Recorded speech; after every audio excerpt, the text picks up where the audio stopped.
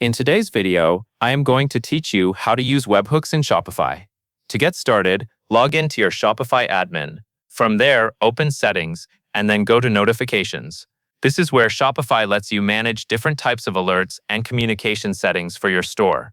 You will need to scroll down a bit until you find the webhook section. Once you are there, click Create Webhook to begin setting one up. Now you will choose the event that should trigger your webhook. This tells Shopify when to send data to your external server or application. For example, you might choose an order creation event if you want your system to be notified every time a new order is placed. The event you select should match the type of action you want to track or automate. After that, choose the format for the data being sent. In most cases, JSON is the standard option and the one most systems expect, so it is usually the best choice. Shopify also gives you the option to use XML if your receiving application requires that format instead.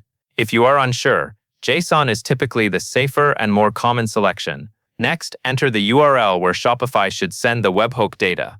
This should be the address of your server or the application that is ready to receive and process the information. Make sure this URL is correct, because Shopify will use it to deliver the event data whenever the selected action happens in your store. You will then see an option to choose the Webhook API version. It is generally recommended to use the latest version so that you are working with the most up-to-date structure and features available. This can help with compatibility and make sure your webhook setup follows Shopify's current standards. Once everything looks correct, click Save.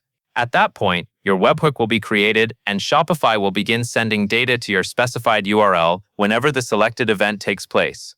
As a final tip, it is always a good idea to double-check the event type, format, and destination URL before saving. Small mistakes in these fields can prevent the webhook from working properly. If everything is set up correctly, webhooks can be a very useful way to automate actions and keep your other systems updated in real time. That covers everything you need to know.